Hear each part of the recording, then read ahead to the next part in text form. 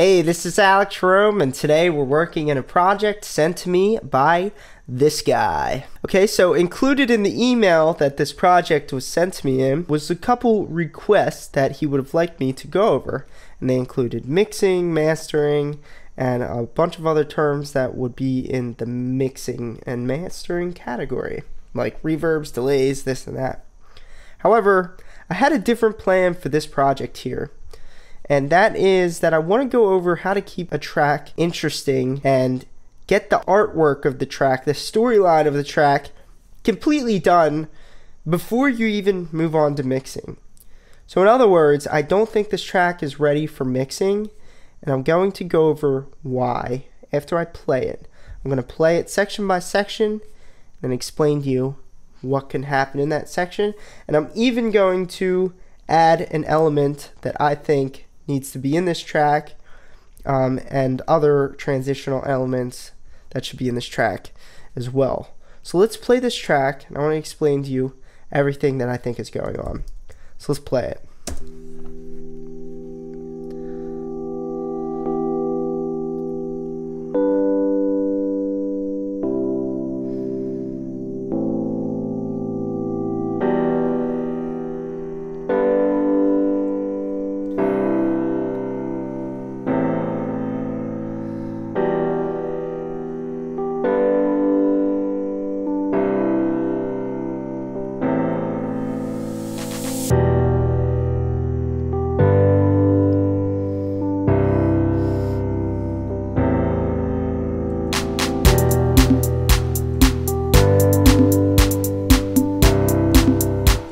Alright, so I'm just going to pause it here real quick. So here's like kind of the answer to the biggest question. What can you do to keep your track interesting? And I'm going to cover this right now. Every 8 bars, I don't care what BPM you're working in, unless you're like in the 1,000 beats per minute or something, that would totally not be relevant here, but who works that high anyway? Every 8 bars, do something different, change something, bring something in, take something out, throw a transition effect. When especially at 115 beats per minute, which is on the like slower end for electronic music, every 8 bars I should be seeing a sweep here and some kind of exhaust here or downer there. You know, here's 8 bars farther. Some kind of sweep, some kind of exhaust, maybe a crash cymbal, maybe a white noise element, some kind of downer, some kind of riser. 8 bars pass again, and here we are 50 seconds into the song. We should be getting ready for the drop, but the drop comes in all the way over here. And nothing's really happening with these 8 bars. And up to this point, nothing really happened that kind of made the song sound more special than back here. So I was listening to this song right here,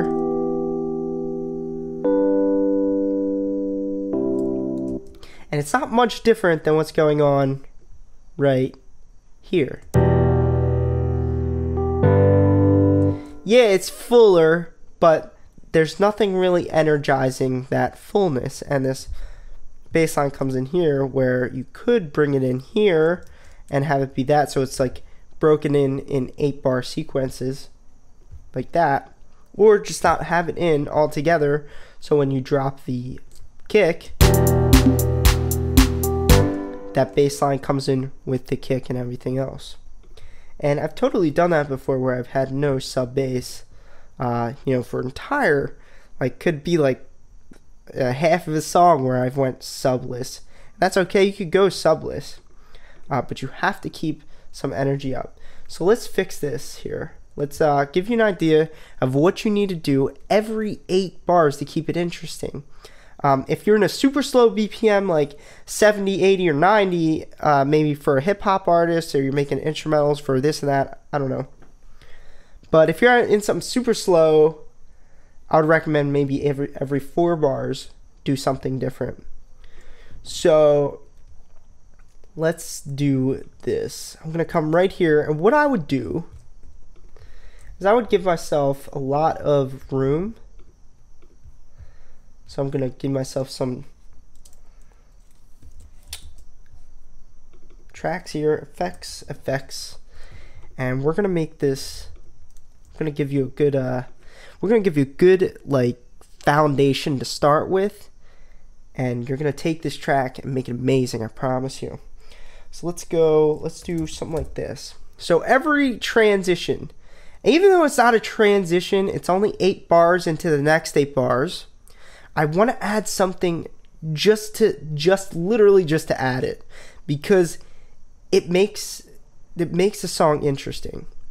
So watch, I have this transition here that I downloaded from Splice, and this transition is nothing but a little symbol thing. So even that right there, if we go here,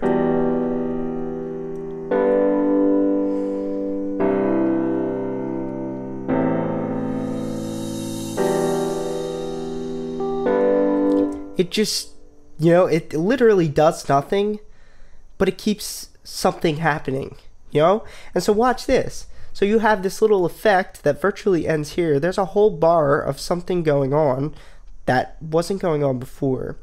And so then we can come up to this effect and maybe really get ready for the kick and the drums to come in. So when the kick and the drums come in, that's like a really high energy moment. So you want to get your listener ready for that. So what we have to do is we have to make some kind of effect or transition that goes into the kick and the snare and everything else that starts here. And you must do the stuff.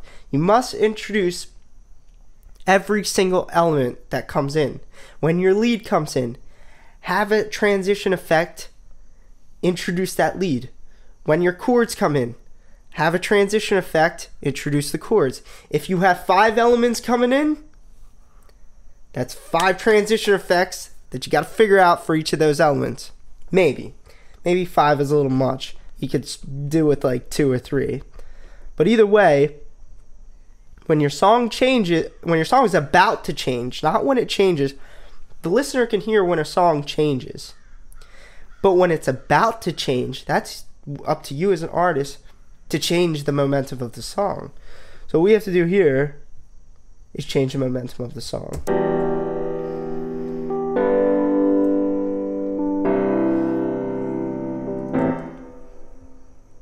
So I like what you did here with the reverse reverb. It's actually like, one of the best things you could have done. So I'm going to help that out here. I'm also going to put something else that I think would work well.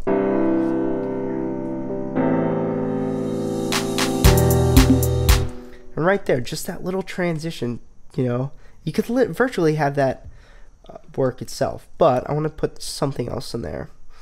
These are cool, sometimes hard to pull off, but downer. Oh yeah, here's a white noise up and down. So these are pretty cool. Let's just put this here, dress up this transition. This is called dressing your transition. Dress it up. Put a shirt on it, pants on it, shoes on it. If you just have a shirt on and no shoes, it's gonna be weird. And when you get yourself into some plugins, or not even plugins, you could virtually sidechain with anything in Logic. But I'm just gonna use this for now, Kickstart. So then you could do something like this, so it's sidechained to your kick.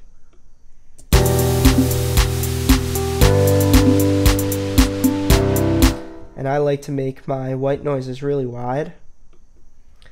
So let's go ahead and make that really, really wide.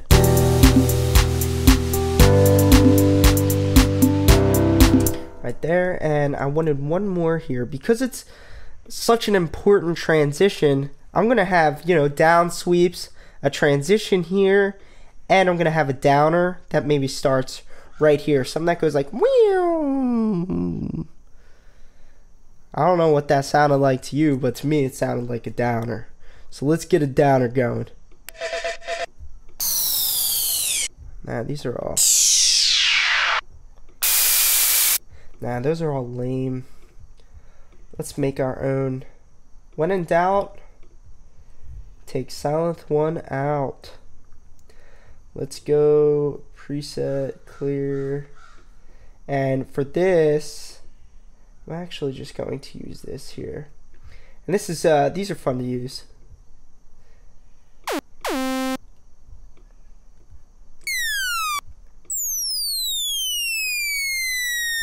So we'll do something like that. And they're really cool with a lot of reverb and delay on them.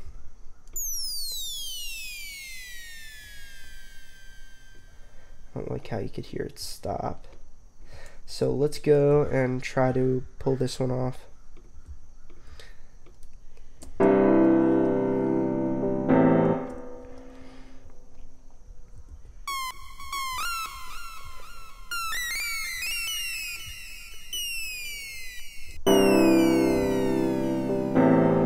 Maybe we could start it right here.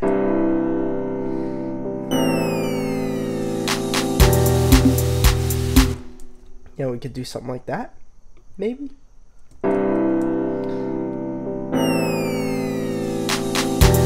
Maybe I could have some kind of reverse reverb going into this thing so it's not so abrupt, if you know what I mean. But every big transition is going to have that falling effect for me. And then we're going to go into some kind of sweep, whether it be this one or maybe not, or this transition here. And look, just those things. And then when you set up your transitions, all you really need is a transition, a certain transition sound for your smaller transitions, like every 8 bars. So I only have one effect there. And then for your bigger transitions, like right here, you could virtually run these throughout your entire song. So what I was thinking for this song is that we could basically have the build up go right here and finish here, and then you have all this extra stuff here before the drop that I really don't think needs to be there, because look here, we're 1 minute and 6 seconds into the track, and then you go to some sort of future bass drop, which is awesome. But we don't have to wait 1 minute and 40 seconds before we hear that drop. We can virtually drop the drop, get rid of all this stuff and drop the drop. Because people, don't want to wait that long to hear the drop. Like, the drop is when the song, the idea of the song starts. It's when the main idea is answered. It's when everything before it was answered. And if they have to wait 1 minute and 40 seconds for the first drop to come in, people might get a little bored. So what I'm going to do is get rid of all this. And we're just going to move that up. Now, Virtual Riot said in a live stream that he likes to have his drops happen around the 1 minute mark or before. And that if you don't do that, your drops can get boring. Or your songs can get boring. And I've talked to a bunch of artists who kind of second that, because I didn't want to kind of just take it from one guy. Like, okay, who cares if Virtual Riot said you gotta drop your track under the 1 minute mark. I had to go confirm that, and I think I had probably asked around 50 different artists. They said, oh yeah, first thing you have to do is figure out how you're going to get that drop to happen, around the 1 minute mark. And you don't want to wait any longer, because people get bored, especially our generation. Our attention spans are so short, so we need to incorporate that into our music. We have to make important things happen, but make them happen with style. So let's go ahead into this, and I wanted to give you one more element to work with. So let's go.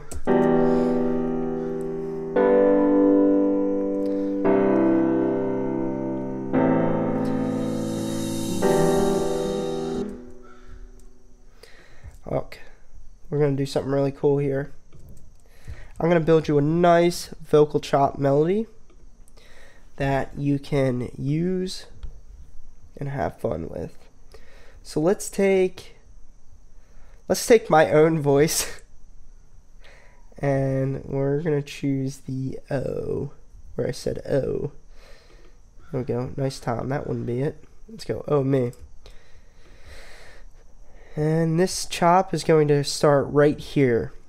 So here's another thing with your track. There was no kind of energized leads going on in the whole track, which is awesome. You know, I sometimes like tracks where there's no crazy lead going on, but there wasn't anything really pushing the momentum forward besides these chords, and they definitely needed a complement right around here. I'm going to throw that in for you.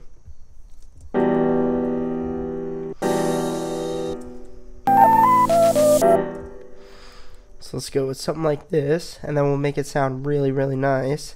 And I'm thinking maybe we throw that kind of here, and then this will kind of be your break idea. So your drop does some kind of cool pulsing synths, and then what your break could do is some kind of cool vocal chop melody that people also want to listen to.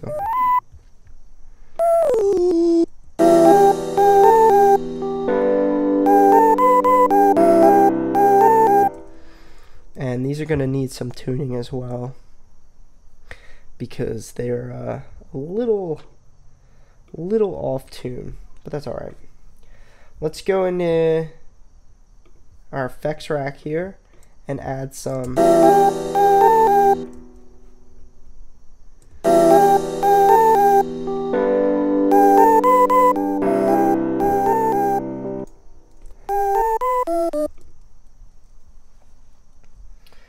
and I want to do a little bit of OTT. OTT on vocals doesn't get much cooler than that. OTT murders vocals. Also, I want to make these bend. So I'm going to do this.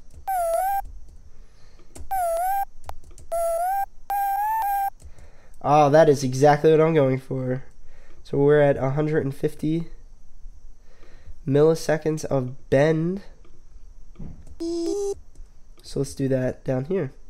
Legato, 150 milliseconds. Oh, that sounds tight. Nice.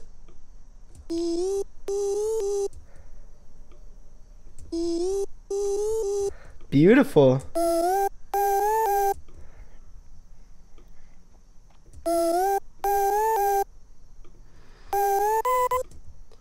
Let's get you a nice reverb send.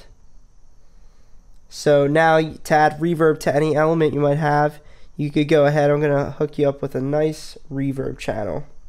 And you could add this channel to anything that you want reverb on, that is. I'm going to go reverb. And let's get something big, but not like too big.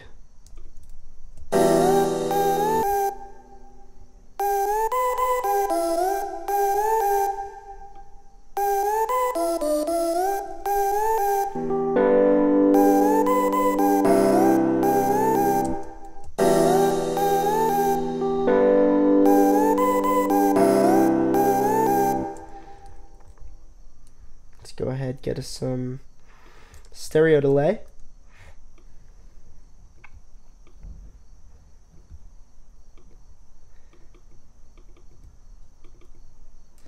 Let's get just 0 here. 0 deviation here. I actually want to make this one different because this doesn't have any ping pong thing, so you can make it go from ear to ear. So now I'm just going to cut these a little here, a little there. That was a cool sound, but definitely not the sound I'm going for.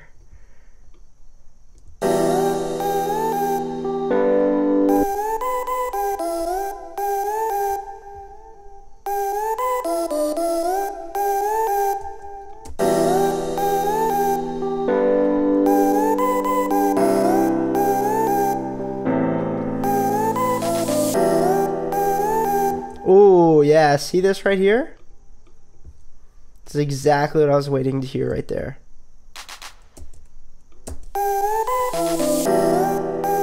That was a really cool effect.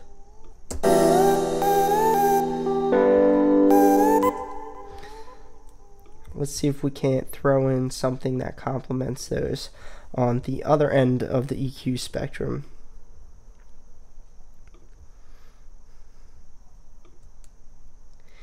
Insert, I want to throw some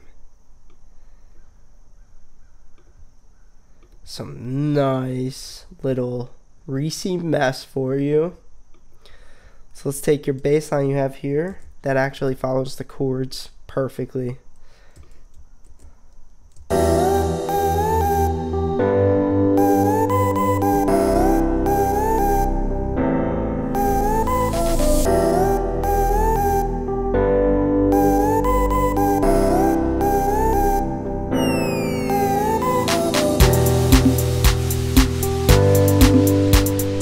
There you go. So now your intro has 8 bars of chords and then 8 bars of melody, and then you go into 8 bars of kick and snares, and then what I would want you to do from then on for the next 8 bars is get that build up going, bring in the risers, bring in the kick roll, the snare roll, and any kind of other thing that would be nice in a nice build up. And then dive into that dope drop, bro. And make sure you send me this when you're done that, because I want to hear what you do. But there you go, man. Let's go ahead and listen to it through.